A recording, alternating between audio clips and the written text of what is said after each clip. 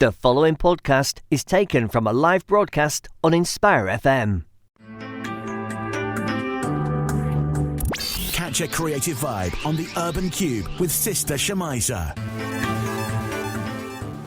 Good morning and Assalamu Alaikum. It is 10 o'clock, Monday, 18th of November, and you're listening to me, Shemiza Rashid, taking it all the way up to 12 o'clock on the Urban Cube show. We're going live and direct to all our wonderful listeners across Luton surrounding areas this morning, and as always, and with great pleasure, across to Salam Radio in Peterborough and also Link FM in Sheffield.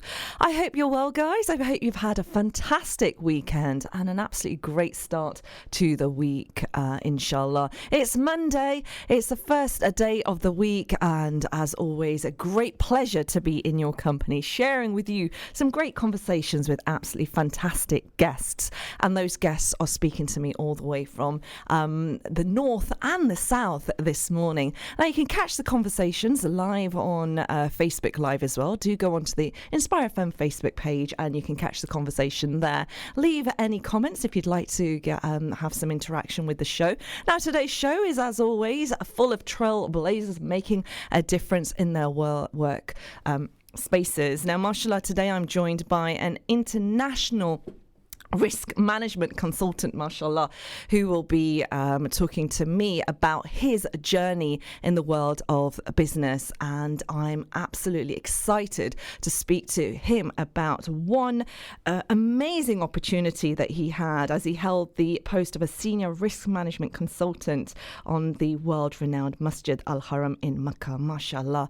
So looking forward to speaking to no other than Majid Waris about this. Now, also on the show this morning, I'm joined by another absolutely fantastic guest. It's a guest whose name you will be familiar with. He is Ahmed Najar. Now, he's a Palestinian director, a playwright, and tabaka expert, and he is going to be talking to me about his new play, I Have Two Names, which we'll be showcasing at the end of the week. So we'll be talking to him a little bit more about that later on. Now, as always, the show always welcomes your thoughts on any of the topics that we're discussing today. Now, we are going to be talking about business and industry and learning a little bit more about how you can improve your risk management in whatever field that you're working in with no other than Majid Waris. Now, he'll be joining me very, very shortly. Now, if you have any questions around sales, coaching, business development, then this is the show for you. Now, the show will be repeated again at 8 p.m. and you can join in with the conversation on 0777 948 1822 this morning as well. So do WhatsApp us any questions that you have. Now, I came across a really intriguing article. It's actually an old article, and in this article, it actually said something about Muslims care more about halal food than halal income. Now, this was said by a Malaysian minister. So my question to you guys this morning is, would you agree? Do you care more about halal food than you do regarding halal income? It's an intriguing question. And having that balance is quite interesting. But I'd like to find out what your thoughts on that. So the way to do that is 07779 481822. Oh, goodness me. I'm just getting over my morning, and this morning was, hectic. Monday mornings are always like that when you're trying to get the children ready for school, and this Monday morning was no exception. I don't know why it is that my girls always get ready on time, but my boys are always slowing down the pace, and my house is always absolute chaos. It needs some serious risk management taking there. Oh my goodness, I would never want to have a camera in the house whilst I'm trying to get my children ready. Goodness, maybe I need a little bit of advice on how to risk manage my mornings, and I wonder if my guest is willing to help me on that. Who am I talking about? I'm talking about no other than Majid Waris. He's an international risk management consultant, and he's on the line this morning with me now. Assalamu alaikum, Majid. Wa alaikum assalam wa rahmatullah. Thank you for inviting me on this morning when you're trying to manage some risks.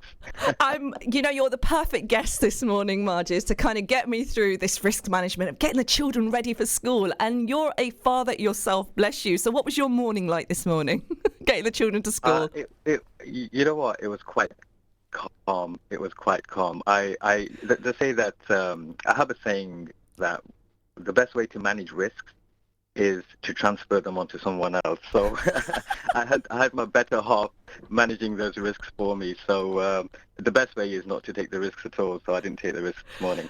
Now, that's really intriguing, and mashallah, well done to her. But really, as a sales consultant, as a multi-award winning business development manager, I sold the idea to her. Yeah, you must have done. Reward and the hasanat that you will get for doing all these good deeds.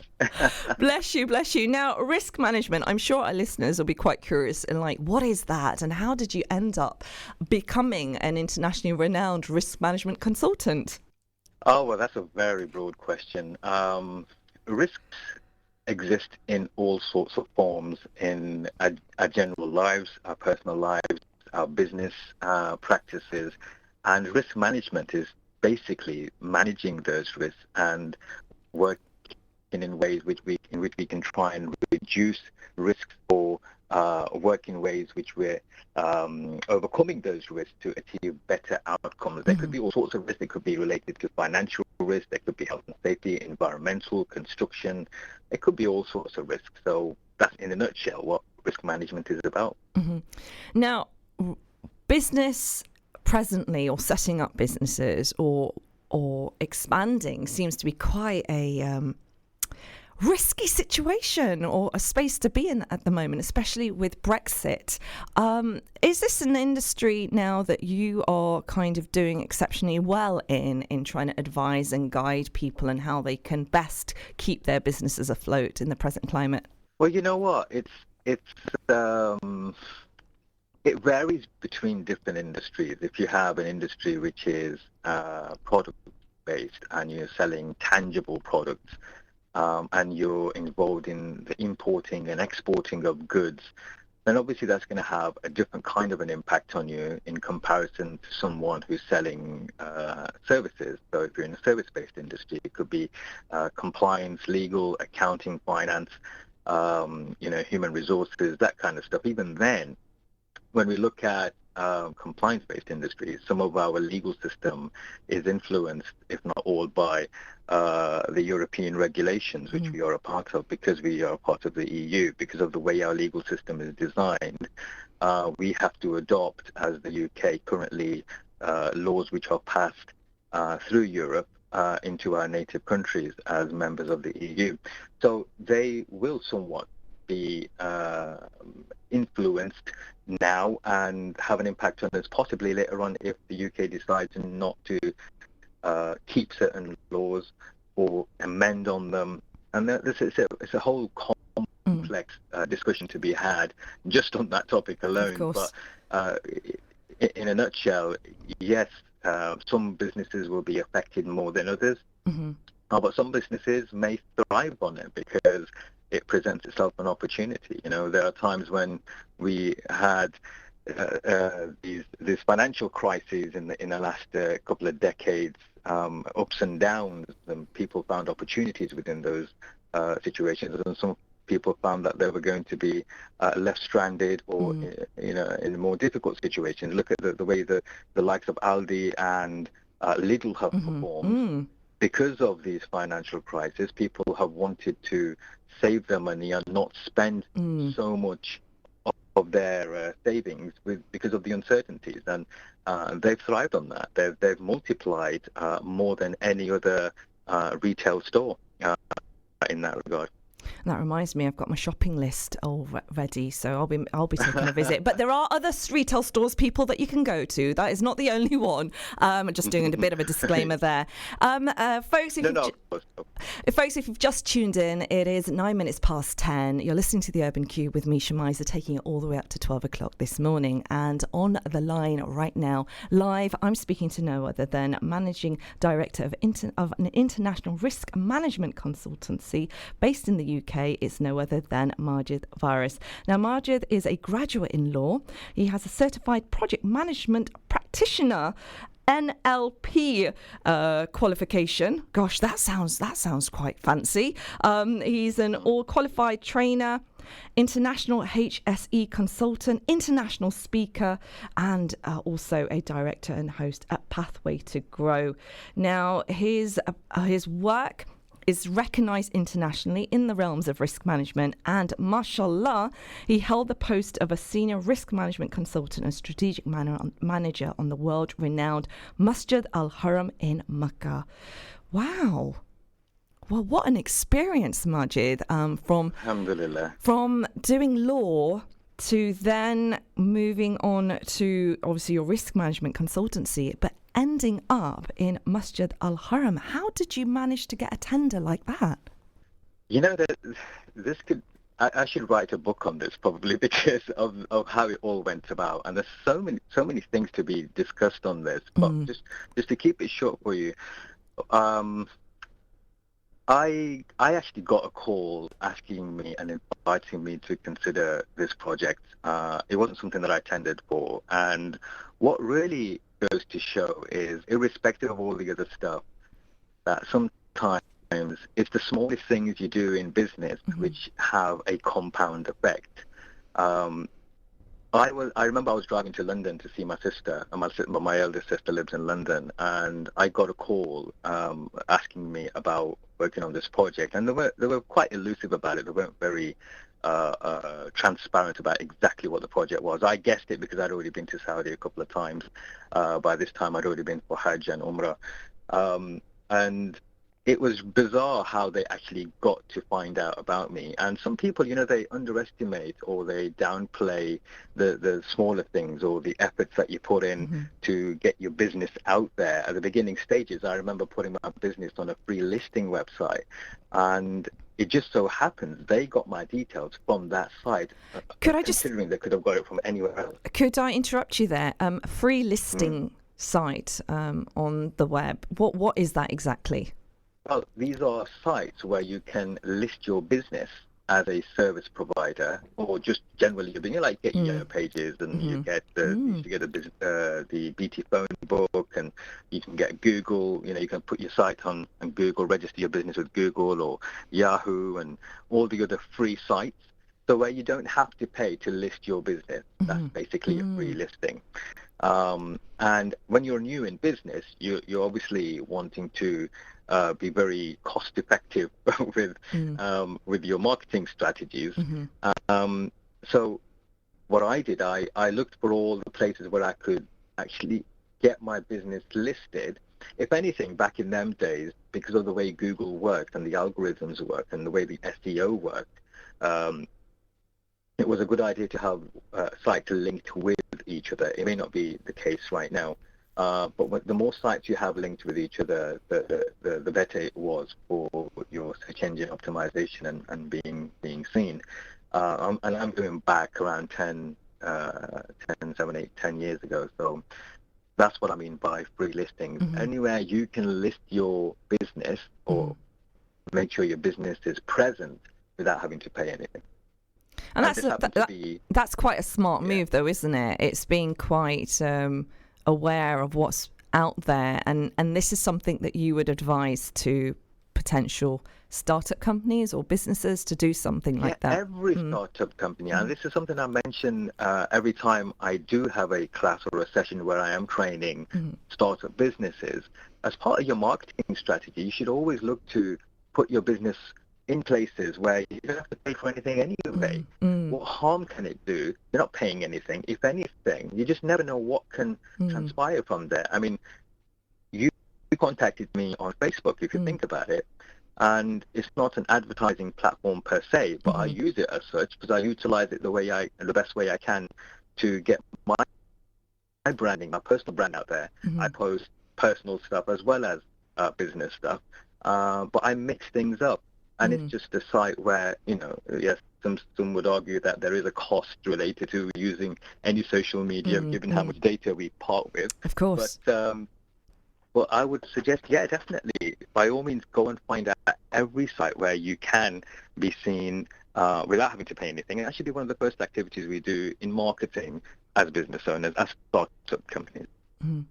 Some great advice there, guys. We'll be continuing conversations with Majid all the way up to 11 o'clock, inshallah, today, whilst Majid will be talking to us about his journey in the world of business, but also sharing with us now his experiences of working at the beautiful Masjid Al-Haram in Makkah. Now, you were talking to us about this tender that you'd received for Masjid Al-Haram. So how did that actually come about?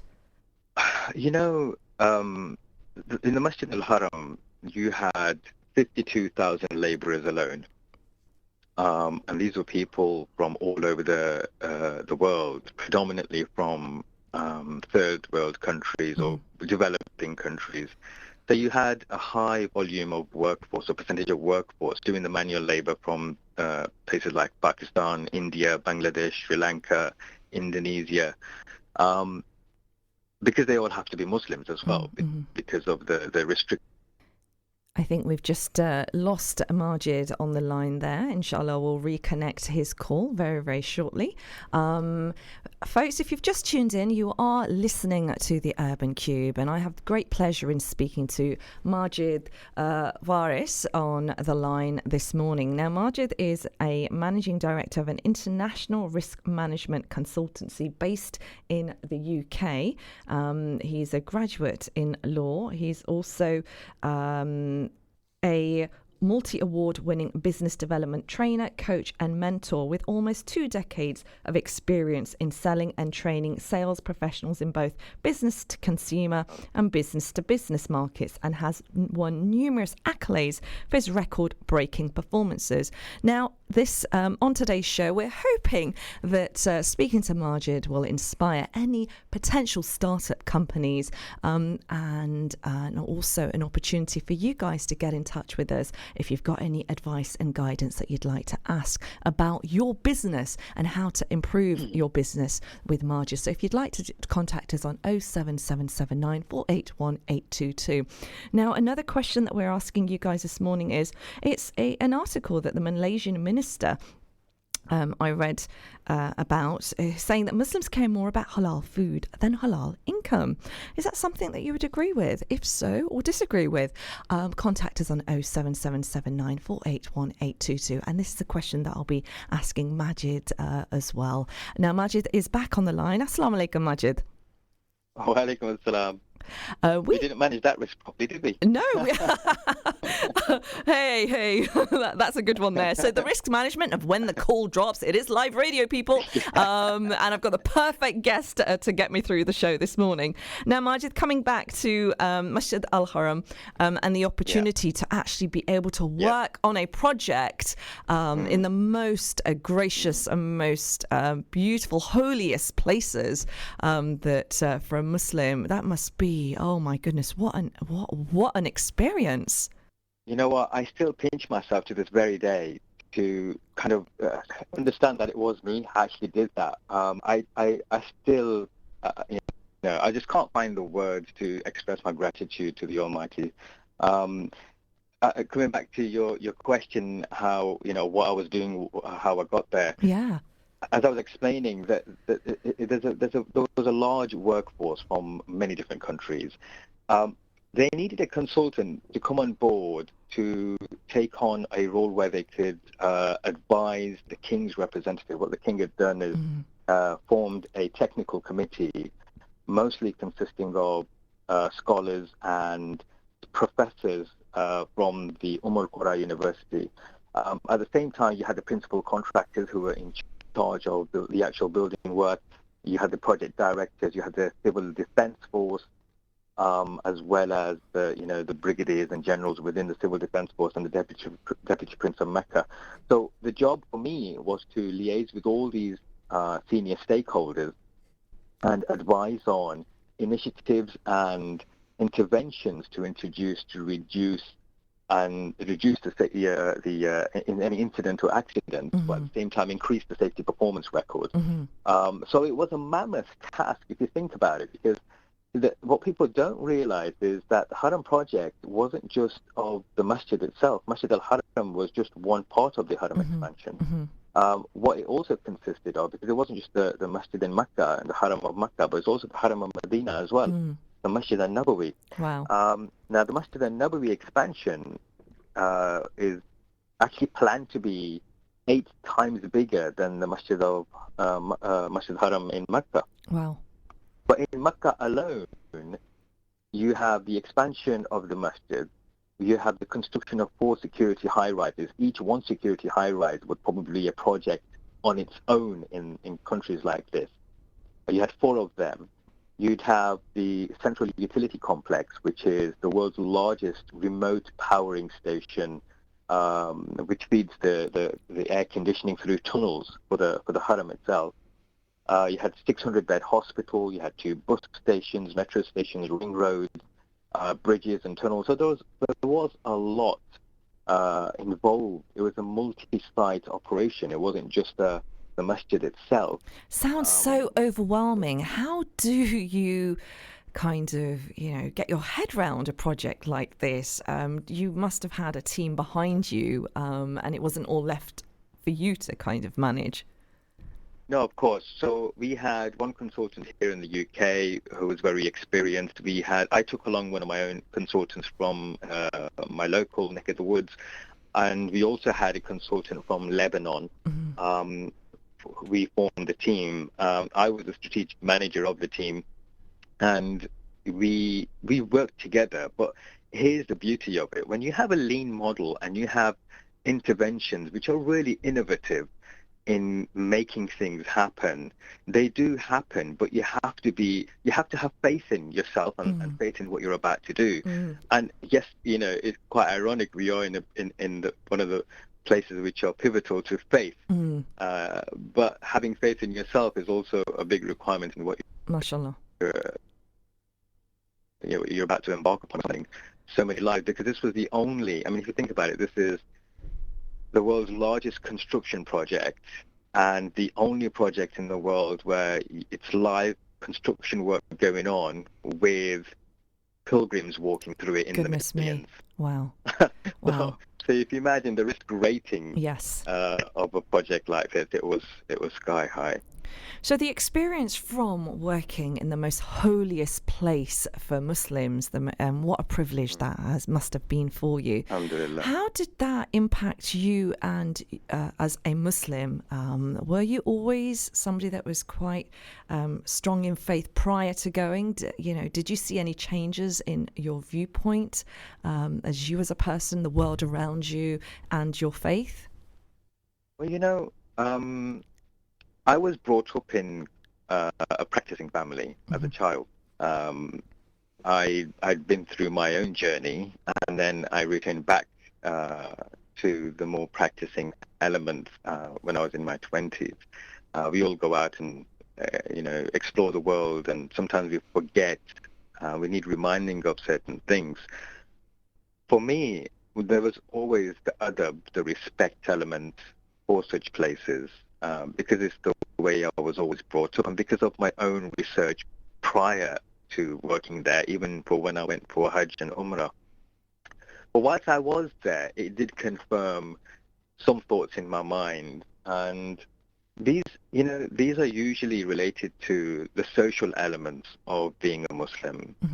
We're not supposed to be, as creatures in the animal kingdom, if you call it that, just out there for ourselves. We're not supposed to be just selfish people doing things for ourselves and only concerned with our own benefit. What this confirmed for me was you have millions of people entering the same place, at the same time. You're shoulder to shoulder with people from countries you've never been to, you may never go to. You're standing next to someone who you may never see ever again, and you may have a conversation with them in a language which is only common there, in whichever limited form that may be, and sometimes even just sign language, your own made up sign language stuff. Mm-hmm. But I tell you, you see people there and they don't change their ways, and you see people there who have life-changing moments, and you can tell by just the way they behave. It's a very interesting activity just to sit there and do some people watching, if I'm honest. And there's a lot of people to watch. Just in the haram. A lot of people to watch there there. is a lot of people to watch. Yeah. Now, Majid, we are in the haram. Oh, bless you. Majid, we're heading off to a break, and folks, we'll be continuing the conversation with Majid. I'm sure you'll be intrigued to hear his business journey as an international multi-award winning managing director. And we're going to be talking about faith, fatherhood and business straight after the break. Now, if you've got any questions, guys, you know what to do. It's 07779481822. And we'll be catching up with Majid also about an article that I read where a Malaysian minister has said Muslims care more about halal food than halal income. So it'll be very intriguing to see what Majid has to say about this as well. And I'll be catching up with some messages. So join me straight after this break. Assalamu alaikum. Assalamu alaikum. This is Atif Nawaz, and you're listening to an Inspire FM podcast. Catch a creative vibe on the Urban Cube with Sister Shemiza. Hey, good morning and assalamu alaikum. The time is 10:30 exactly, and you're listening to me, Shemiza, taking all the way up to 12 o'clock on Where Else is the Urban Cube Show, brought to you on Inspire FM, loud and proud, positively inspiring the community this morning. And I hope you've had a positive start to the day, and in particular the morning, and would love to find out where you're listening in from, people. Are you listening locally, nationally or internationally? Would love to find out and share with me your thoughts this morning on 07779481822. Send me over a salam, and I look forward to sending you one back. Now, today's show, we have the absolute pleasure of joining a tremendous guest all the way from Burton-on-Trent, I believe, this morning. He's joining me, and it is no other than Majid Waris. Now, Majid Waris is an exceptional brother who's making his mark in the world of business, not just locally, nationally, but also internationally. He is a international risk management consultant, NLP coach and sales strategist, speaker, host of PT2G Live. He's the managing director at Waris International Consulting and the chair at Humanity Unite. Let me say that correctly. Humanity Unite. I need my coffee, folks, this morning. And CEO at Faith Safe. An absolute pleasure speaking to Majid this morning, who was sharing with us his tremendous experience at working at Masjid Al Haram in Makkah, mashallah, as the risk management consultant and strategic manager there. Now, on this morning's show, Majid is joining us to give you guys a few tips, coaching tips on how to maybe develop in your business, and if you have a start-up company.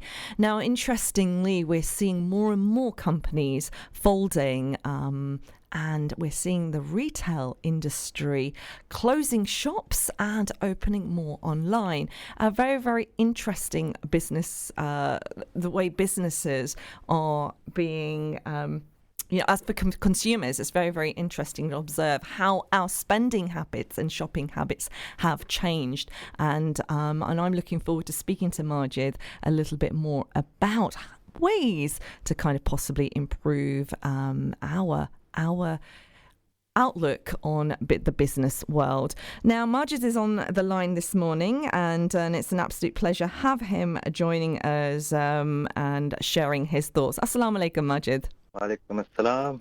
Thank you so very much for hanging on there, and we put all the risk management things in place, so hopefully we kept you on the line there. It's an absolute pleasure, Majid, having you join us this morning, and in particular sharing your experiences. For somebody, I'm going to say young, you've done extraordinarily well in and kind of supporting businesses, but what is it in particular that you aim to do, or what is it that people approach you to help them with?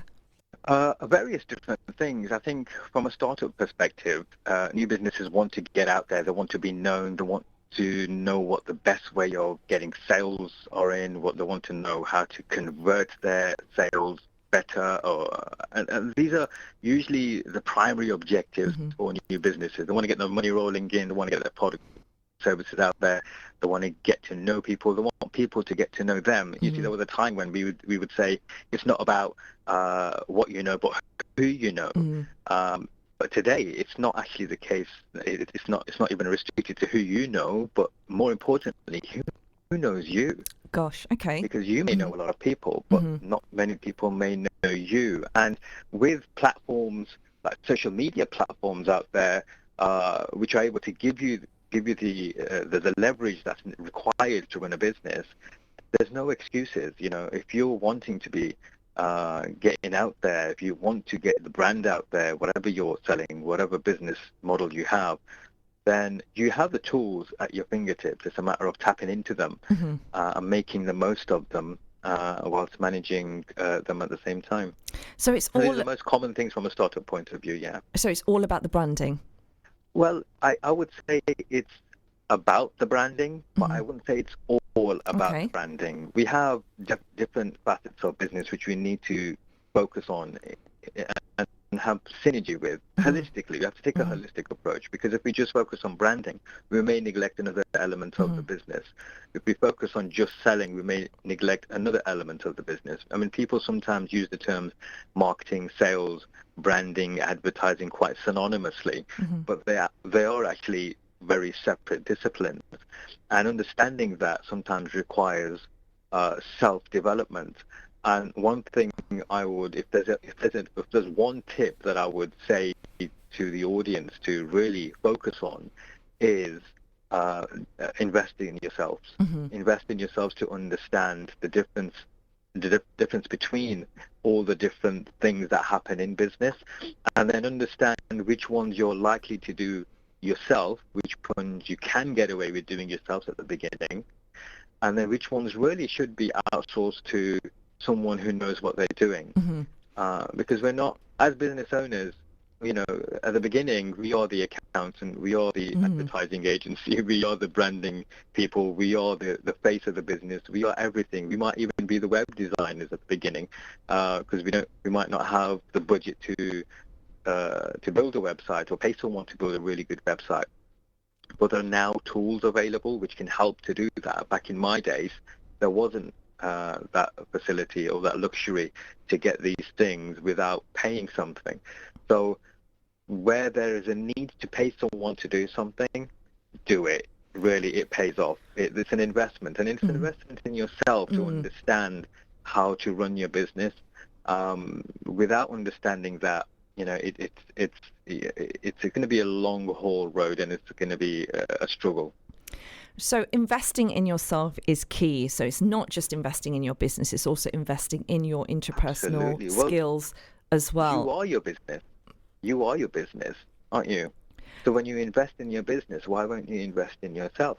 So would you then suggest it's very important for all startup companies to attend a workshop of some sort, some coaching, mentoring, development program?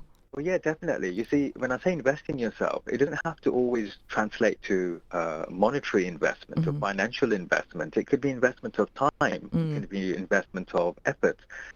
There are a fair number of opportunities where people can go out there and learn from people who have been through what you're likely to go through. That could be workshops organized by startup companies. It actually could be networking events where they have speakers, and whilst there might be free networking events in the areas where you are, but even if there aren't any free networking events and you have to pay, you know, a $5 or a $10 or 15 quid just to get into a networking event and mingle in with other people, it's worth the investment. Obviously, everyone needs to do their fair share of due diligence where they go and, you know, what they're likely to interact, or who they're likely to interact with, who the speaker might be, and whether it's going to be something that benefits them. But never prejudge anybody or anything, because sometimes you find the most valuable pearls of wisdom or golden nuggets from places where you least expect them.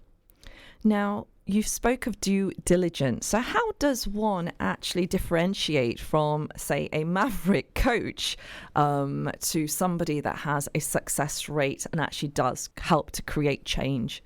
Oh, Shemiza, you opened up a whole can of worms here with that subject of maverick coaches.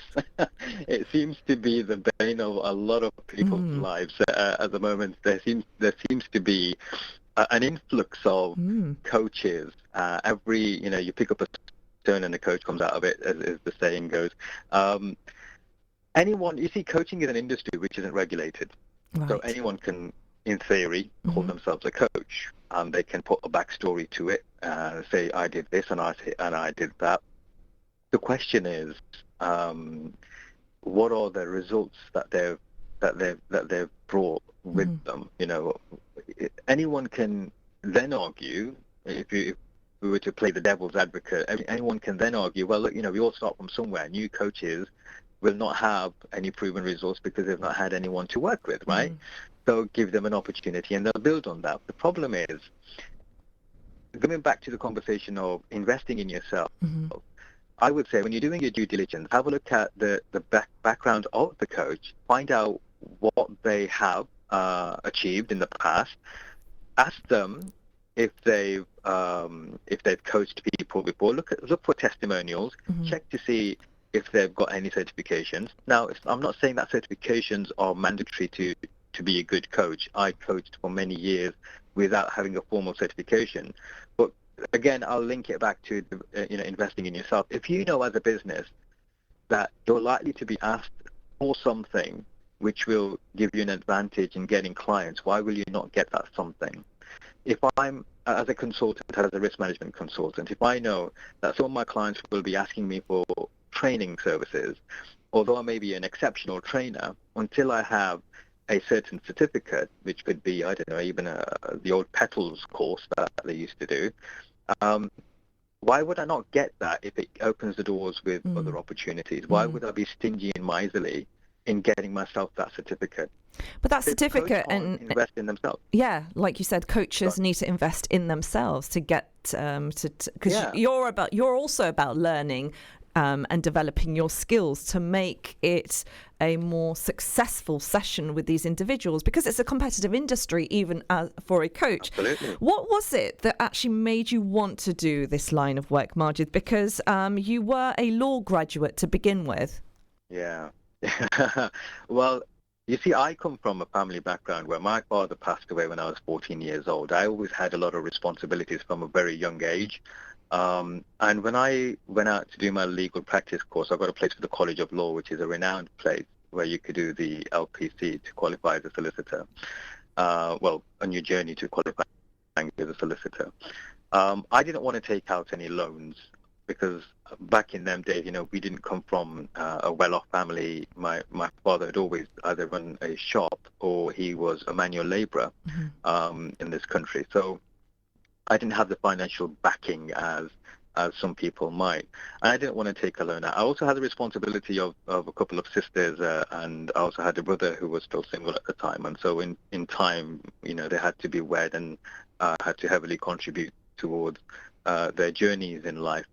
So for me, I wanted to take a year out. I thought I'll take a year out. I'll go and get a job. I'll work, save as much money as I can, and then I'll pay for my LPC. It just turned out that I landed myself in a sales job, and it was one of those hardcore door-to-door cold calling commission-only structures, as challenging as it can get. And I happened to be very good at it. I was developed to be good at it, and I soaked up everything like a sponge. And then not only was I trained to sell, but I was also trained to train others.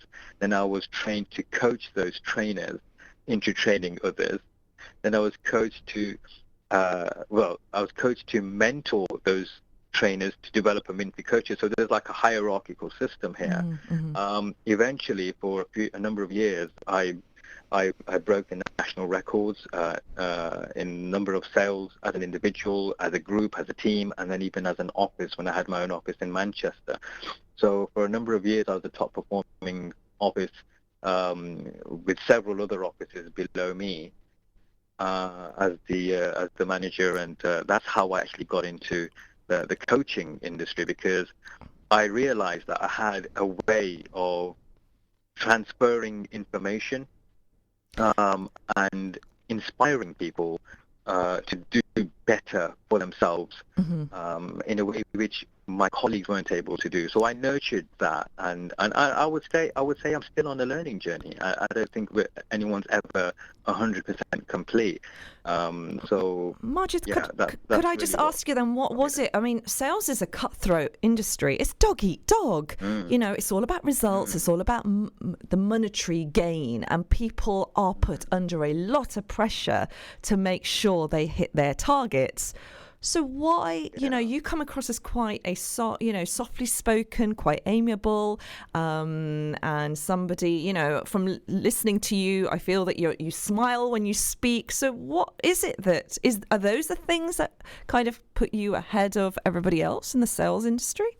Well, my style of selling has always been very unorthodox. It's been very counterintuitive, I would say, as well. It's not what people expect from salespeople, and that's what got me my results, in my humble opinion. I think, you know, I've never been the very upfront, rah-rah type of loud guy, eccentric.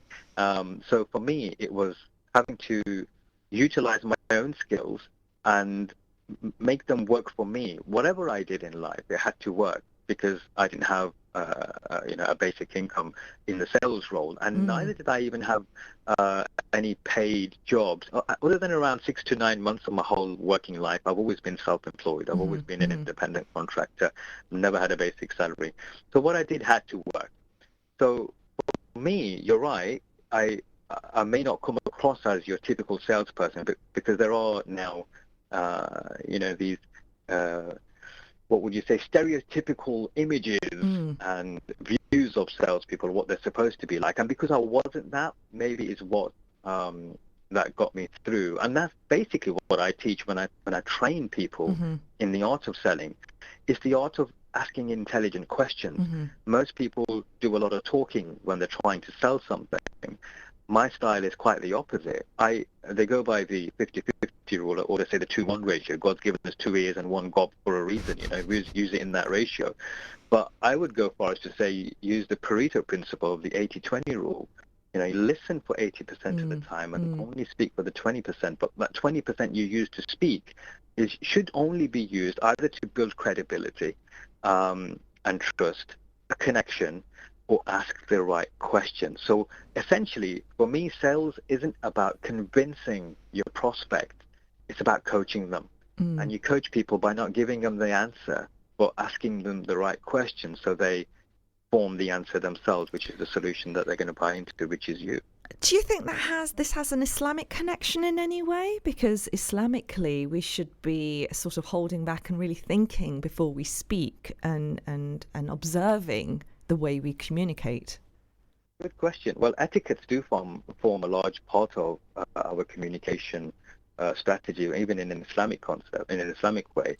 But also in an Islamic way, it's not about being deceitful. Ethics and morals come into all this.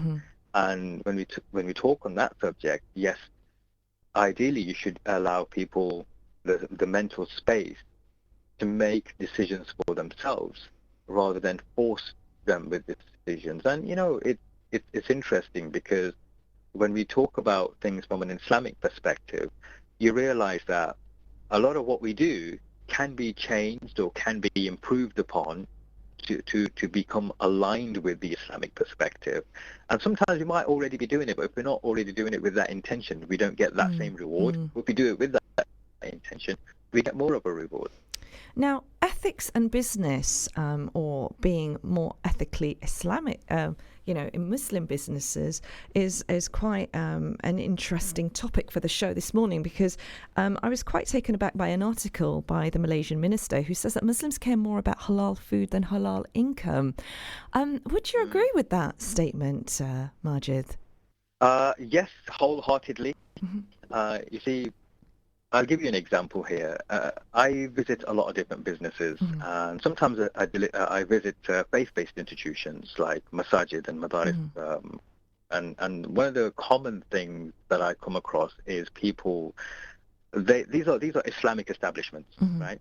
And one of the common things that I come across is when they say to us, in Punjabi they say Allah Malike, right? We don't need to think about health and safety. Allah Malike, God will look after us. Wow. We don't have anything to worry about. One of the examples which I give to them is this. When I was working in the Haram project, some of your listeners may remember the infamous crane incident in 2015. This is when a crane collapsed into the Masjid al-Haram, and you had over 130 Hujjaj being martyred. Oh gosh! I was the consultant on that project, and the Haram is known as Baytullah, the house of Allah. This is His house, the Lord's house, which He identifies. Allah Subhanahu wa Taala identifies as His own house, symbolically, of course. And if something like that can happen there, why can it not happen anywhere else? And when it comes to ethics, we have a responsibility Islamically. Halal food isn't the only thing. We'll worry about where the next jawal are going to come from, whether the chicken used in there is going to come from a halal abattoir or not. But what about the transactions people have made throughout the business or the organizations they run? Are they halal? How much interest-based money is being earned? What about the payment terms being agreed? What about equal opportunities between people of different faith, different gender? What about health and safety, the saving of lives? We have a lot of examples within our Islamic history where even in Hadith, the Prophet ﷺ said, we are all shepherds, and we have responsibility over our flocks. So this is the neighborhood principle being developed 1400 years ago, and in our English legal system it was only done like 100 years ago. The neighborhood principle, our responsibilities extend to anyone who our activities or omissions are being affected by. The Prophet ﷺ said to the Kaaba itself, that the blood of a mu'min, the even one blood drop of a mu'min, is more beloved to Allah or more sacred to Allah than the Kaaba and the whole of its surroundings. Now imagine that. Mashallah. The life of a person, how, the sanctity of life, how sacred it is, yet we take these things for granted, and we'll trample over each other to try and kiss the Hijri Aswad and do damage to each other, which is, I just can't fathom these things sometimes, and we seem to have lost our train of thought. So when it comes to ethics, yes, the transactions, the conversations, the environments that we're in, the things that we do. Are you attending events? What kind of events are there? What happens in those events? How far do you go, or how much do you refrain or put a restraint on yourself from being involved in activities which could be deemed un-Islamic? The thing is, people say that, for them it's the risk of losing out. There's a new term these youngsters use nowadays, FOMO, fear of missing out. And that is much the case on social media. It's much the case on general gatherings, when people are going to gatherings and they want to go there just because they might be the ones to be seen on their social media profiles. Oh, we got to be tagged here, or we got to go here, and it really, in reality, it's all an illusion. Allah Subhanahu wa Taala explains this world as an illusion, and if we are believing in those illusions, we're really becoming delusional, aren't we? So it's having that balance, Majid. How does one maintain that balance? Because social media is like second nature. People would, they'll look at their phones before they brush their teeth in the morning. They'll look at their, notifications before they speak to their children. How does one maintain this balance? And, what sort of future are we heading towards, really? Because the level of mental health that is impacting us because of social media and kind of, keeping up with the Bushras and the Joneses. Well, Shemiza, it's odd because a knife is a tool, right? It can be used for positive things, good things, productive things. It could be used for negative things. It could be used to commit crime with or kill someone, but a knife in itself isn't the one to blame. It's the user of the knife which is to blame. And held responsible. Similarly, social media is a tool, and it can be used for positive stuff. It could be used for da'wah. It could be used for sharing knowledge, experiences, and good things. But on the contrary, it can be used for negative stuff, and it can be, it can consume you. I think this is where a lot of emotional intelligence comes into play, and I feel that it's our duty as parents to actually invest in our children and train them on how to use social media. And if we're falling weak ourselves, go for a detox. Every Ramadan, I go on a digital detox. Sounds good. For 30 days, I do not. I don't just do physical detox. I do emotional, spiritual and social media digital detox. I don't touch my social media accounts. I log off. I do not log in. The only one that always remains on, but I don't log in purposefully, is LinkedIn, because it's a business-only platform. Right.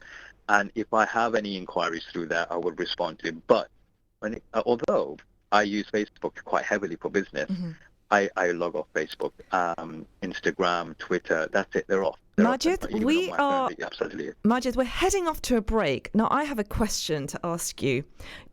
I'm so taken aback by this digital detox, and I want to ask you, will you join us after the break for another 10 to 15 minutes to talk about this? Is it possible?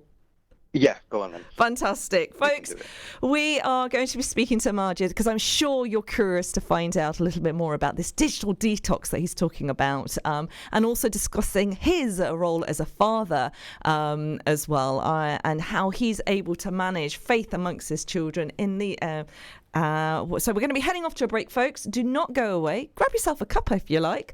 Join us straight after, and whilst we're still speaking to Majid, who's on the line with me, and we'll be talking to him a little bit more about the business world. So stay with me or join me straight after this. Assalamu alaikum.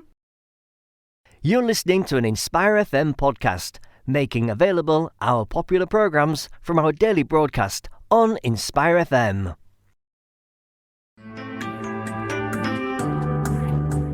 Catch a creative vibe on the Urban Cube with Sister Shemiza. Good morning and Assalamu alaikum. It is 11 o'clock, Monday, 18th of November, and you are listening to the Urban Cube with me, Shemiza, taking you all the way up to 12 o'clock this morning. Now, on the show, I've had the absolute pleasure of being joined by no other than Majid Waris. He's on the line with us all the way up from up north, and he's sharing with us his experiences of being an international risk management consultant who he is based in the UK, but mashallah, he has had the opportunity to work in the most significant and most beautiful and important places, which is no other than Masjid al-Haram in Makkah. What an absolutely extraordinary experience that he had there, and you can catch the conversation on the repeat of the show 8 p.m.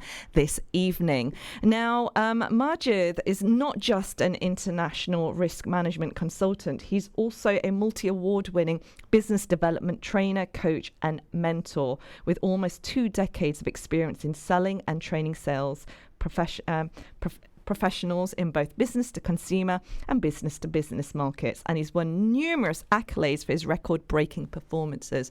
Now, on the show, we've had the absolute pleasure of speaking to him and getting some tips and advice for any businesses or startup companies.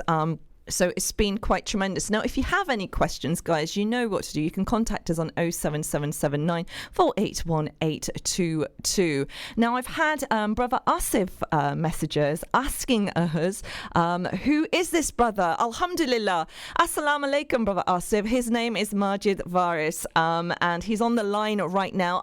Brother Asif, if you've got any questions, do feel free to WhatsApp us. We're more than happy to read them out. Now, we'll be catching up with text messages and around the actual question that I've asked you this morning, and that is the Malaysian minister has said that Muslims care more about halal food than halal income. Would you agree or disagree with that? Now, it was very interesting listening to Brother Majid and his take on this, but I'm asking you guys, what's your thoughts? Now, Sister Saima Khan has said we should be more conscientious. So she thinks we should be more conscientious. Would you agree with that? Thank you, Sister Saima, for that message. And she also says, great show. Thank you for listening. I always like to know who's listening. Is it just more than one person? It would be great to find out. So do contact us on 07779 481822. Now, Majid is back on the line. Really, really delighted to have him back on the line. And he's been very patiently listening in and observing the risk management on the show this morning. Brother Majid, thank you so very much for staying on the line and continuing the conversation with me. It's been really inspiring, very much so, considering how worrying it has been for just general employees at the moment, not knowing whether the company that they're working in is going to fold or not. We saw, Thomas Cook folding. We've seen, recently Mothercare has folded. You just never know which the next business is going to be. Now, is this something that is going to put off young entrepreneurs to come forward and set up businesses or just join the business industry or retail industry?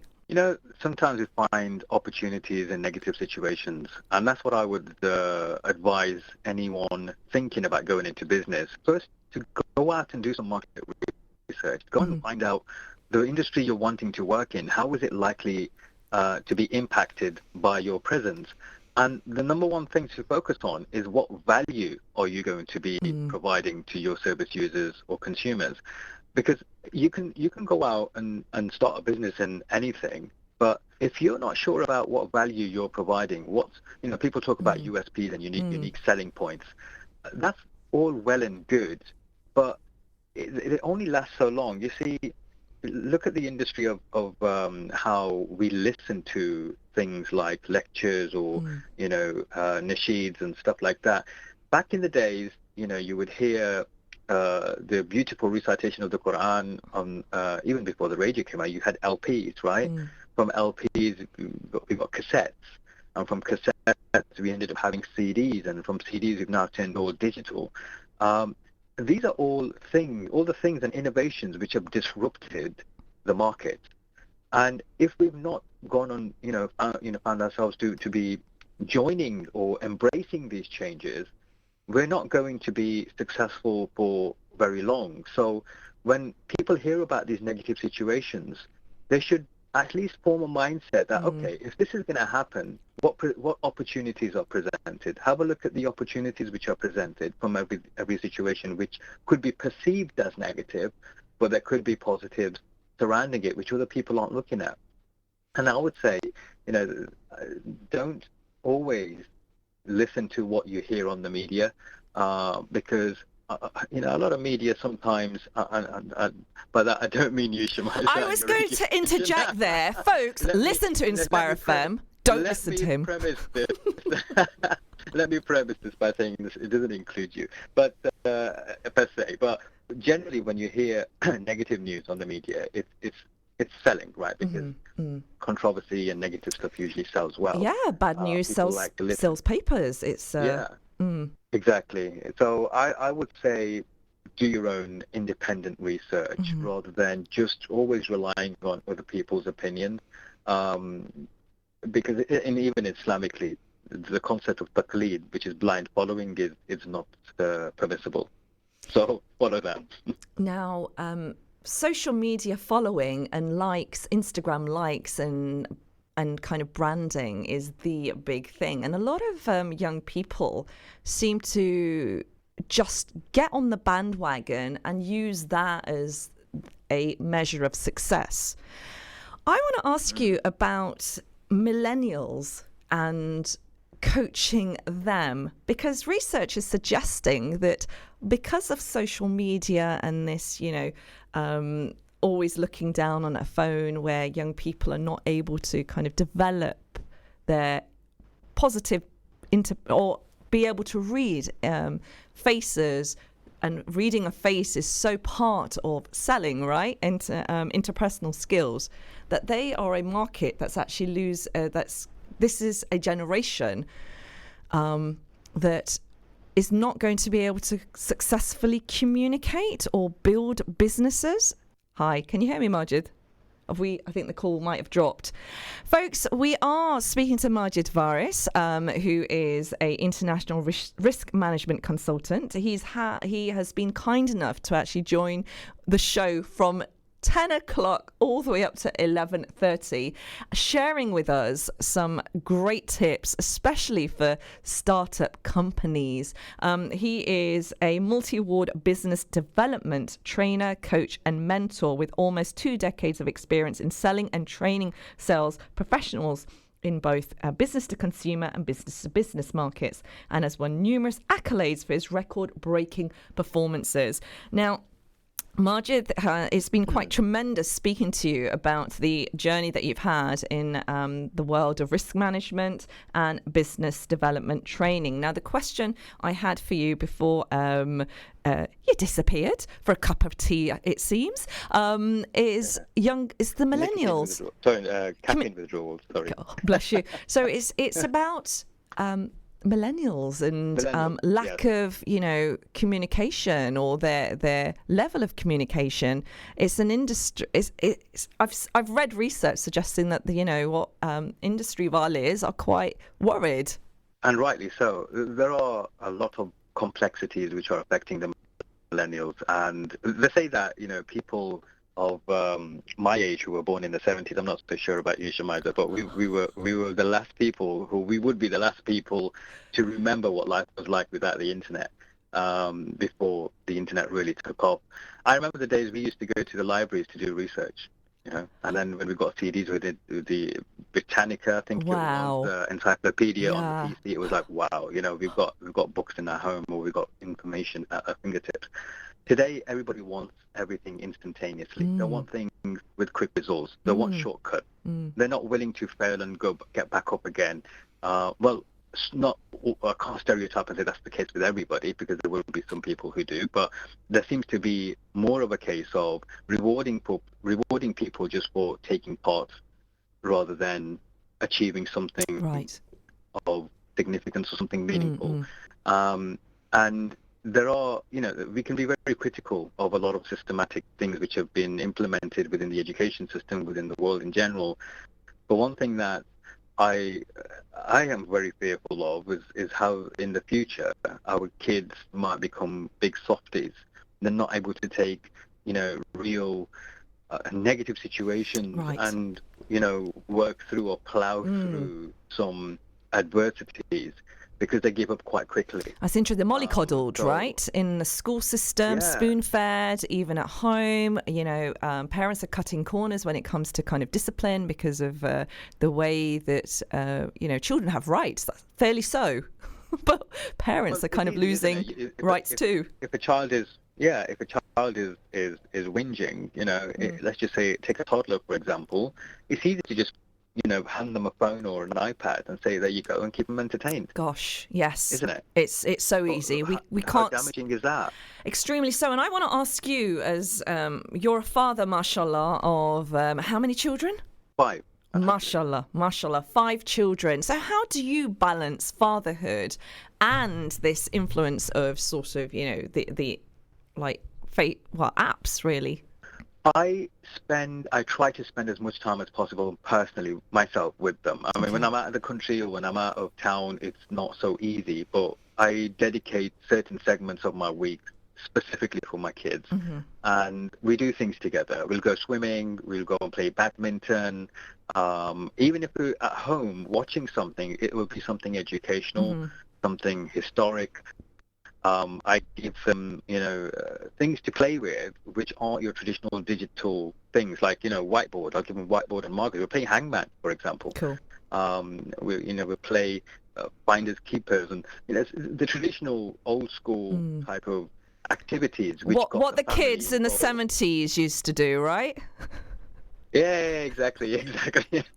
That's exactly what I try and do. Imitate that. I don't think we turned out badly or as bad, but it's what you know, isn't it? And you do what you can. And they were a great learning tool because there's focus, there's diligence, there is, a little bit creativity there. There is that bringing together the family. It's family time as well. And that is developing key skills that will help. I taught my son how to play drafts or checkers if you're American. Fantastic. And he was 7 years old, and he beat his older cousin who had just graduated in biomedical sciences. Ooh, wow. Yeah, I bet that made you feel proud. Oh yeah, definitely. I couldn't get my head through the door that day. But there's one of my sons, Musa. He's at the top of the charts for. I don't know. Some of you may have heard, as parents, you may have heard of certain tools you can use, like Mathletics on your iPad. If you do have an iPad, make the games productive. This is all about working out mathematical equations. Right. And he's like at the top. He can answer. It's like a little whiz kid. He answers like 149 questions within 60 seconds. Oh, fantastic! I'm just about reading the next question, and he's already answered it. Moved on to the next. So one. he's kind of training his brain very young, and this is the whole thing about coaching and mentoring, isn't it? It's like trying to get the children, find their skill set, find what their strength is, and keep that. And developing that. Do you ever find as a father that you are actually using strategies on your children? Can you actually help yourself, or the mentoring, coaching stuff? Of course. Here's the key thing: when you have children who are going to challenge you, because they will always challenge you, they want to explore their boundaries, right? When you have children who are challenging you, rather than giving them the answer to their questions, ask them counter questions. Okay.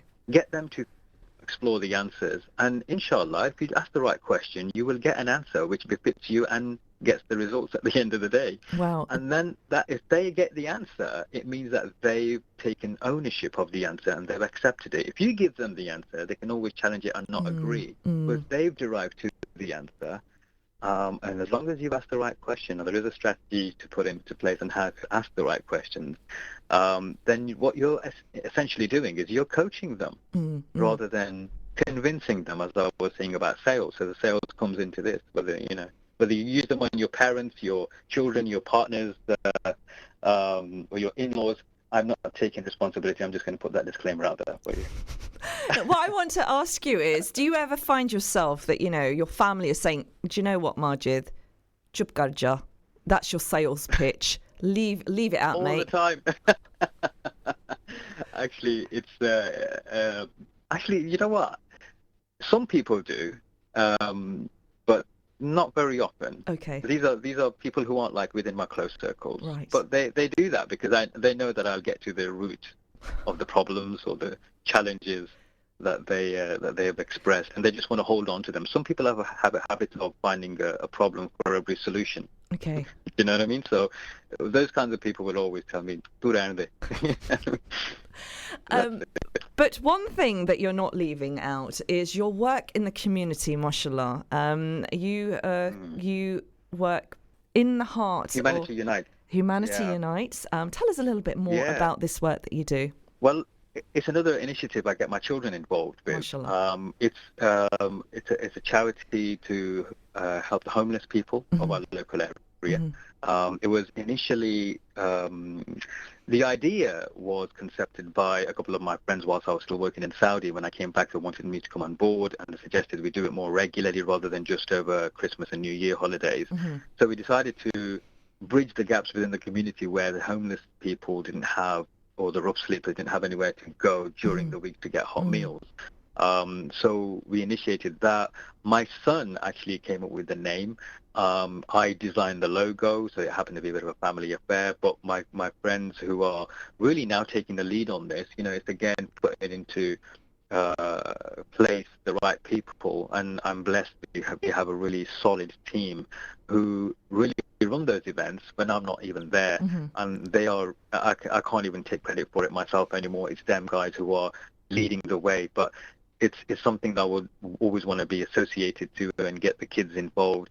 because it is about giving back, and it's not just the local homeless community in Burton, but it's also other charitable initiatives we embark upon and get people involved with, because in essence we are creatures to help fellow creatures, and this is hukukul ibad, as it turns into. These are the haq of other people on us, and we can't forget that. And it's explicitly mentioned in the Quran that our income or our savings, the extra stuff that we hold, other people do have haq on them.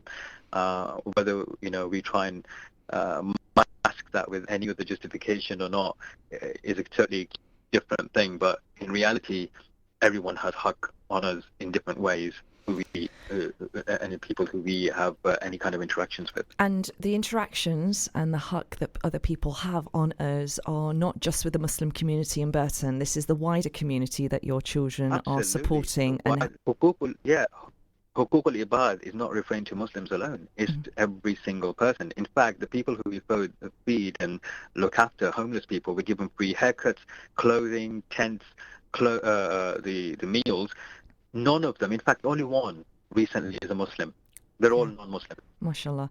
And how can people get engaged in the area of Burton with the work that you're doing with this charity? Give us the name of the charity again. Or is this charity just, how does it work as a charity? Is it registered or? It's in the process of being changed into a community interest company. Okay. Which holds a charitable status, because this will be the quickest way of getting it registered as a charity. We've been going for a couple of years now, but because of the growth, we've decided, rather than working just as a voluntary group with an identity, to incorporate it so there's a proper structure. Okay. So people can actually get in touch with us via our Facebook page. We have a basic web page, but it really, it's just there for communication purposes, and for people because we don't just do the homeless feeding initiatives, we also send out food parcels for people who are living under the breadline. So how are you able to fund this? It's always been funded by myself, my friends, personally. MashaAllah. It's only recently, in the last year or so, we've had people making regular contributions now who want to take part in it. So whether it's £5 a week or a month, or £10, whatever they feel comfortable with. And how does it make you feel, because you lead a very, very busy professional life? Is this the way you switch off when you're able to kind of support the work, feeding the homeless and interacting with them? Shemiza, when you enjoy what you do, you never really feel like you're working. Okay. So I don't ever feel like switch off unless it's after I've had to write audit reports. And if I've audited like complex sites and I've had to write reports, then I will feel that I've actually done some work. Yeah. And then I'll want to switch off, and I'll usually have an ice cream because I have a weakness for sweetness. But otherwise, I don't. I'm cool with everything I do. MashaAllah. And the fact that you're actually inspiring your children to get involved, and that's the greatest skill, I think, or greatest gift a parent can give to their children, because you're kind of developing the next future to show empathy and also care and sensitivity, a great element of our faith, MashaAllah. You spoke about haq and haq onto others, giving to others. Now, I think our listeners will be quite taken aback by the fact that you donated your Hajj money to the victims and survivors of, the tsunami. Is that, am I allowed to share that? No, I wasn't wanting to share that, but yeah, you've mentioned it now. So I know I have, to the many listeners, but I think it's a beautiful, beautiful example of humanity, and mashallah, just a side of Majid that I've revealed, which is, sorry. Yeah, so I had been saving up for Hajj back in the day for a while, because I was yearning to go.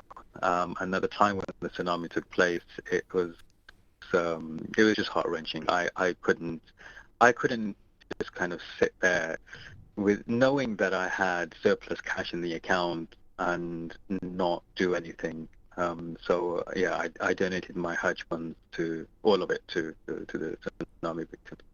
MashaAllah. Thank you for sharing that. I know I kind of threw that one at you, but I think it's a beautiful example of serving humanity. Alhamdulillah. May, that action give you the barakah in the work that you're doing right now. Now, apart from being a international risk management consultant and a multi-award winning business development trainer, you're also a host and a motivational speaker, and you like to be in front of the camera, I see.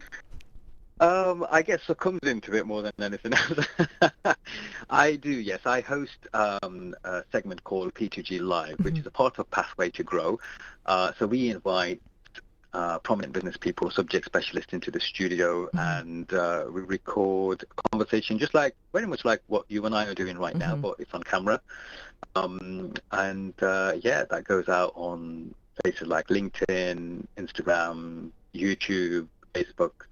If people want to see more of that, they can just search for my name or P2G Live, and they'll find some content there. And why is that important? Why is it important to be able to share knowledge like this, snippets like this? Because it's free snippets, right, of advice and guidance. And why do you feel that you need to be doing this?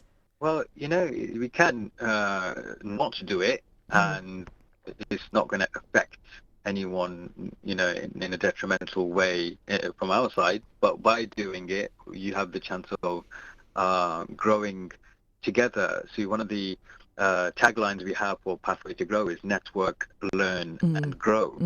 And these are important elements of any business person or any business. By networking, you get to find more people who are like-minded. You learn from people who are in the room and also the keynote speakers or speakers on the as guests on shows. And by networking and learning, if you implement it, you will grow. If you're growing your knowledge, knowledge isn't anything until it's acted upon, really. So, putting it into practice is down to the listener or the audience. It's the act of practicing what we've learned, which is more important than the act of learning itself. Now, you've mentioned networking, and networking is something that you're quite prominent in with events that you participate and lead in Birmingham that have a little element of chat in there too. We're heading off to a break. Heading off to a break now, Majid. Do you want to quickly tell us what that is? We've got about 47 seconds, and I'm going to have to say goodbye to you. Pathway to Grow. Just Google it, look at it up on Facebook, whatever you want to look on social media. We're there. Pathway to Grow. We have several different type of events. Serial Network is breakfast, coffee and natter, daytime events, chutney and chat. That's what it was. Event. Chutney and chat. So most of the Saturdays are women-only Saturday events, and they're not just in Birmingham. We've got Walsall, Wolverhampton, fantastic, and Bromsgrove, Leicester. They're around the Midlands. You can find one quite close to you if you're in the Midlands or near the fantastic. Midlands. So have a look, find us, and hopefully we can network, learn and grow together. And thank you so very much, Majid, for joining us today. Majid from Waris Consultancy, it's been a pleasure. Thank you so very much. We're heading off to a break now, guys, and after, it's Ahmed Najar. Assalamu alaikum.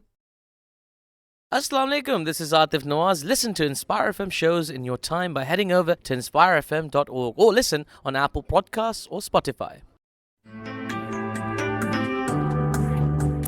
Catch a creative vibe on the Urban Cube with Sister Shemiza. Good morning. Assalamu alaikum. It is 11:30, the final half an hour of the show. It is the Urban Cube with me, Shemiza, taking you all the way up to 12 o'clock. And what a show it's been. I've had the absolute pleasure of speaking to Majid Waris, who's an international risk management consultant. And he has been speaking to us about lots of very business-orientated tips on how to develop your business. He also talked about his experience working as at the Masjid Al-Haram in Mecca. He was a senior risk management consultant and strategic manager there. He also talked about his role as a father and also taking a conscientious decision in encouraging the children to work with just away from apps and digital gadgets or so. Folks, do tune in to the repeat of the show, which will be 8 p.m. this evening if you've missed any of those conversations, or you can actually catch the conversation on a podcast which will be released later on.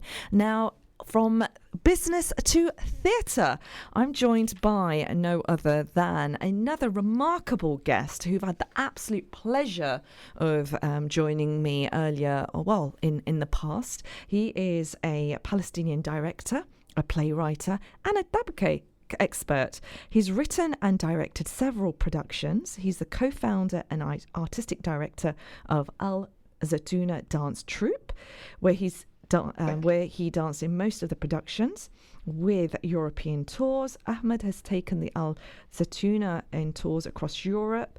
He has written many plays throughout UK and Europe, and he's also now he's working on a production which is showcasing at the end of the week, which I'm super excited to kind of share with you. It's called I Have Two Names. Now, it's about a young man who's lived happily in London for over 10 years, and then suddenly his friends start to take an interest in his homeland, Palestine, and his seemingly easy life in the UK is altered. Now, it's an absolute pleasure to have Ahmed Najar on the line this morning. Assalamu alaikum, Ahmed. How are you this morning? Alaikum salam. I'm all right, thank you. How are you doing? I'm very, very well. Firstly, congratulations on this new piece that you're showcasing at the end of the week. What has the experience been like putting the play together? Thank you. Thanks very much. Thanks for having me today. It's been a great experience, but also mixed with some sort of being nervous a little bit, because the play is taking place on the 21st on Thursday and the 22nd on Friday at the Cockpit Theatre. So we're getting closer, a bit nervous, but really excited that we're going to have it, and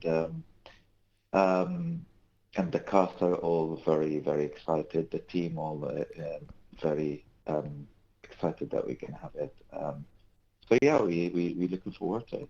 Now, you have had quite a prominent role in the UK in encouraging and engaging audiences to learn and understand about Palestinian culture, especially as you've been the curator of the week-long festival in 2018 at the Royal Academy of Dramatic Art and RADA Theatre.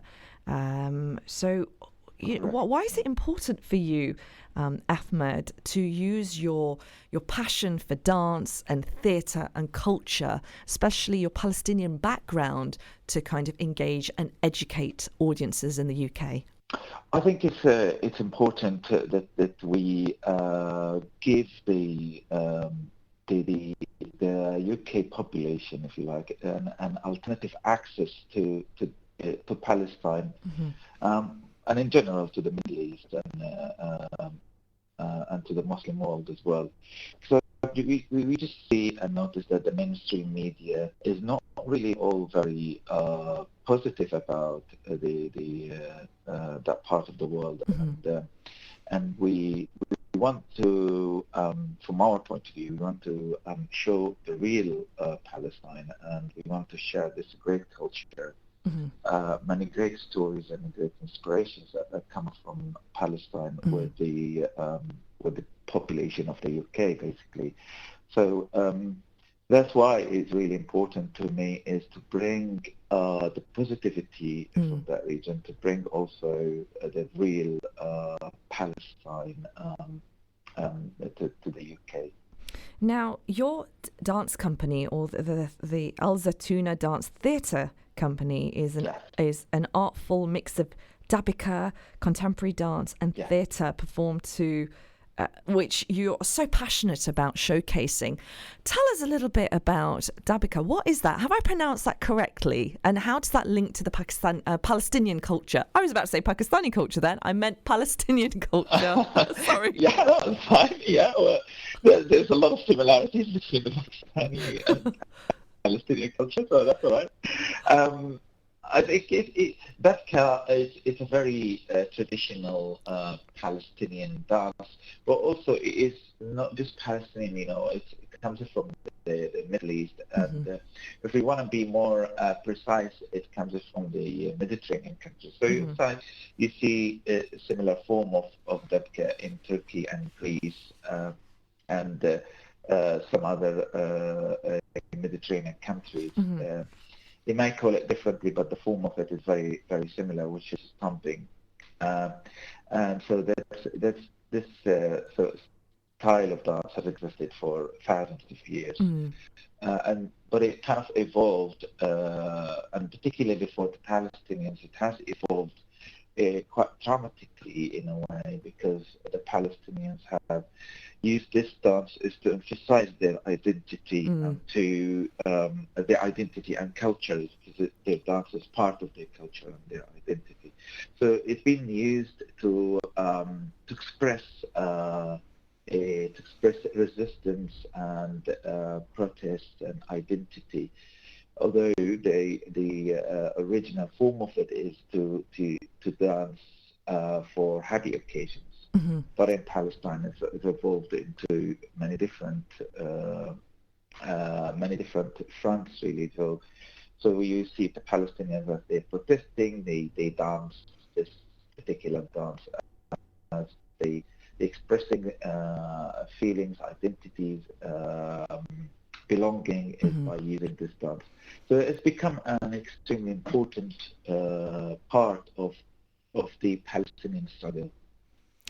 So that's the form of it, and I mean, I know I'm biased, but it's a very beautiful dance. It's very it gets everybody up to dance and participate. So it gets people to join and to participate.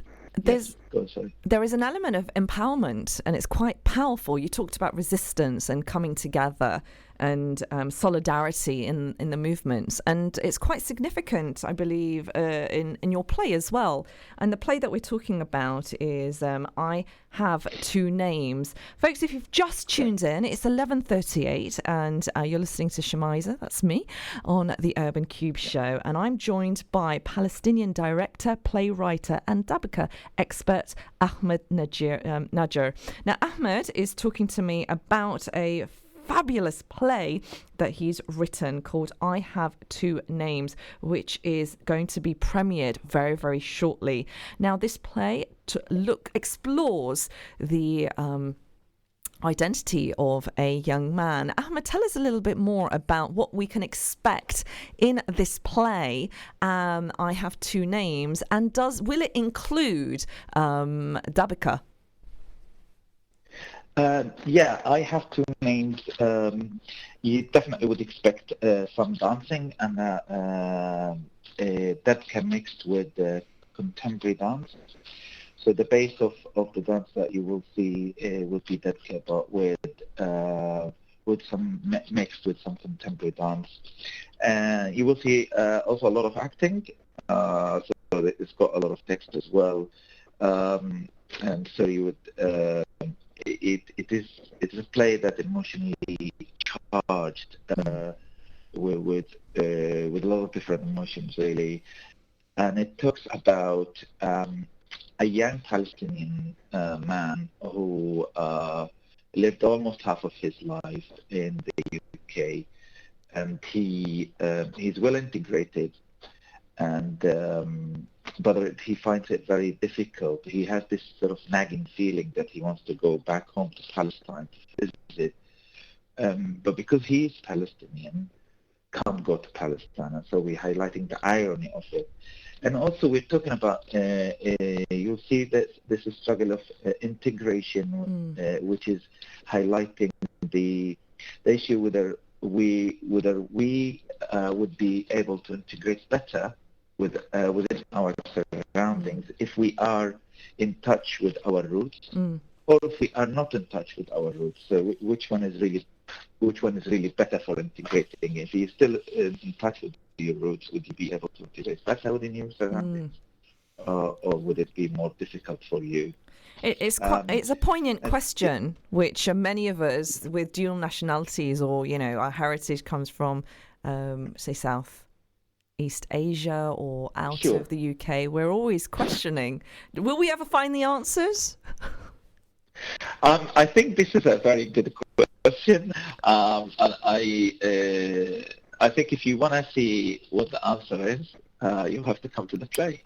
I like that. And that play is called I Have Two Names. Tell us a little bit more, Ahmed. This play that you've written, where can people see it? When will it be on? The timing, and how long is it on for?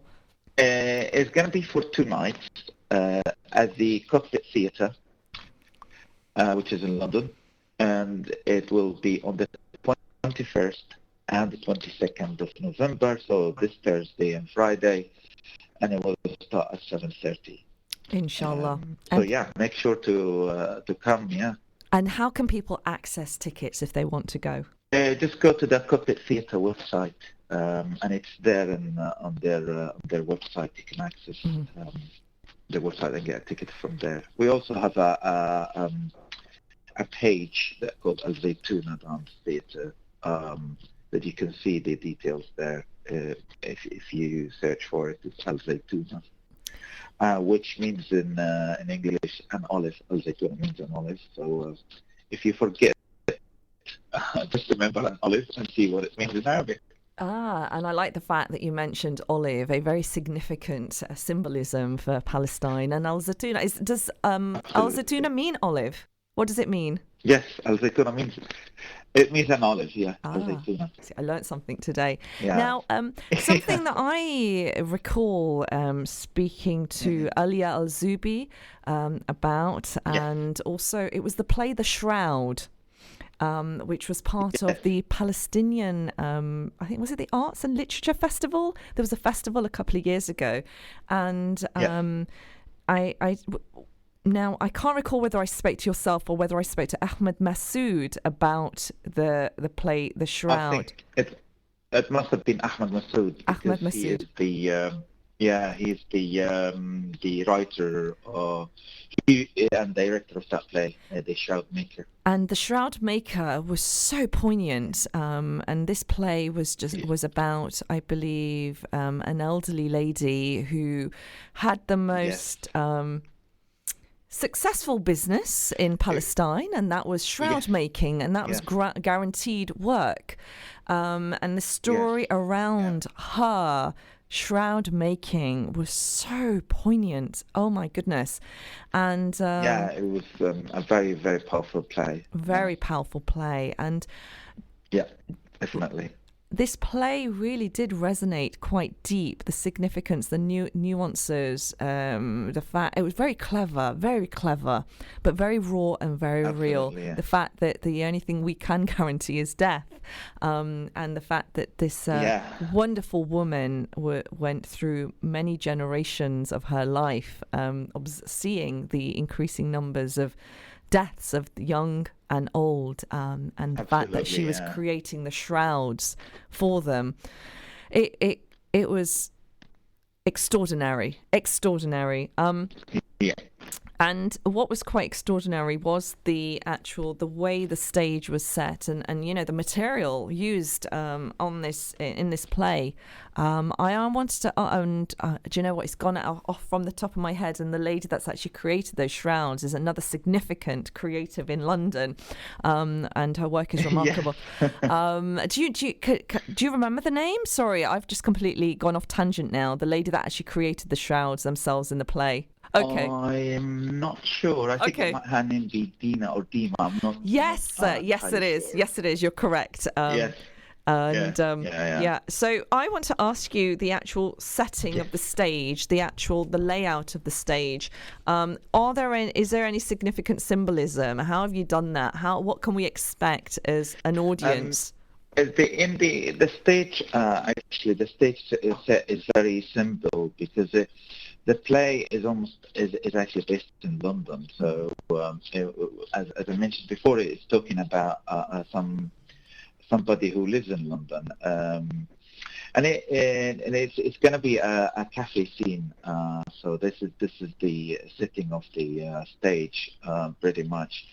But the significance to this play for me is really about also not just about Palestine. It's about the fact that a lot of young Muslim people come to Europe to get the European passport, and so that they can go back to their own homeland, and so that they can travel freely with this. And that's the point that we are also trying to make. This person, Salim, his name in the play, that's coming to Europe to get the European passport, so that he can live in the Middle East or in the Arab countries, or travel across the Muslim world, because it's all these issues around traveling and around moving.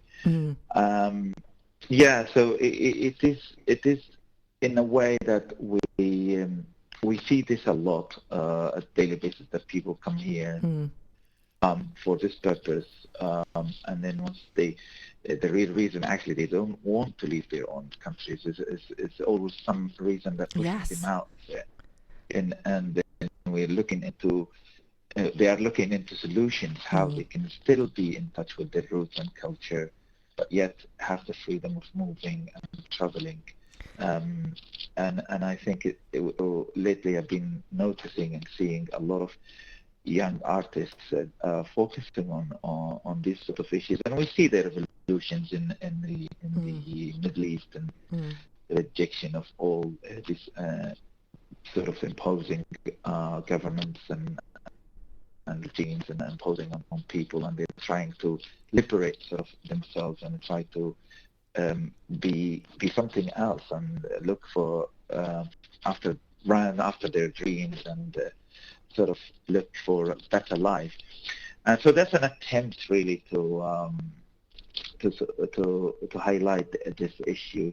And for the Palestinians in particular, it's a very different one, because the irony of is that if you're a Palestinian and you were born in Palestine and you have family in Palestine, then you won't be able to go to Palestine because Israel is not allowing you to come back, in spite of all of the fact that you are Palestinian. And the story in the play, you see that Salim, the Palestinian guy, lives in London, and then he has European friends, and they take an interest in Palestine. They start sort of wanting to travel to Palestine. He encourages them, but also dig deep. He is quite sort of disturbed about the fact that they can go, but he can't. So it goes into also the psychological impact of someone that he believes that he should have the right to go to his homeland, but yet he can't. Others can. Others, that people who matter to him and people who are close friends to him, they can. So he's faced with that bittersweet feeling about it, with that to sort of encourage them to go and be proud of his heritage. Does this play? Like, I can't go. Why could you go? So yes, sorry, go on. I have two names, and you've written this play. Does it have any links to your own life? Are we seeing the character reflecting your experiences? Very, very interesting that a lot of people are still surprised. It does, but like I always say that the story in here is not really unique to me as such, because it is the case for all Palestinians. So the story of the fact that even Palestinians with European passports, they're still being treated differently when they go back to Palestine. They're still being treated. They still can't get in. And there's still, for example, the British government wouldn't intervene into facilitating their access there. So it's a whole complex issue, and it's very distressing for the Palestinians in particular that they are in the diaspora around the exile. They find it very kind of distressing that everybody, anyone can just jump into EasyJet and go to Tel Aviv, and then from Tel Aviv goes into Jerusalem and into all the Palestinian territories from there. Whereas the Palestinians themselves can't do that. They're not allowed to travel to Tel Aviv. They're not even allowed to travel to their own home and their own territory. So, and that makes it. This is sort of, a lot of people don't know this. A lot of people thought it's okay for us to go back and travel freely. But the reality is completely different from that. And my aim is to highlight this issue and to highlight the fact that occupation is not just a political issue. It is personal. It is personal. It affects people's personal life. It makes it different. Their life can be very different. And that's why in the play, it was for Salim, it was the Palestinian guy, it was a matter of make it or break it for his relationship with an English woman. He had a relationship with her, and that was, Palestine comes in the middle in a way that she's going, and he wants to help him to go, but she can't do it because of the babies not letting him in, and she doesn't want to associate herself with him because if she does, they will not let her in. And so that creates a whole dilemma, a whole conflict, and it makes it very kind of, it makes it like almost a dilemma that one has to sort of give up their rights, either him or his friend or his girlfriend to give up the rights of going there, or him to give us his right of going there. So this play is a very interesting journey, and it is a reflection of the reality of the situation of many Palestinians, as you've rightly said. Now, do you think theatre is the best means, or art is the best means of educating or audiences or people who are unaware, more than demonstrating in the streets, like in peaceful protests? What's more successful, do you think? I think every sort of means has its way of reaching out to people. Art is very powerful, for no doubt. I'm a big believer in art. I think through art you can reach people's heart and mind, and art is not just informing you, is capturing your attention and your imagination as well. And I always find that through art it kind of sort of encourages you to go and find out more. Because through this play I can't tell you all about Palestine or what's happening in the Middle East and all that, or what's the struggle for people who are from that part of the world living in the UK, but that's sort of a gate for you to go and open it and so learn about it. And art can be provocative, so it can provoke you, so it can be encourage you to go and find more and question things. But yeah, I mean, could also the demonstrations could have their own impact. But yeah, and I'm an artist, so probably be biased. And may your art continue. And I'm really excited to have had to announce that you are showcasing I Have Two Names, which is at the Cockpit Theatre. And but at the end of the week, thank you so very much, Ahmed, for joining us this morning. It's been an absolute pleasure. I know you have a very, very busy schedule, and you've taken time out to speak to us on the Urban Cube.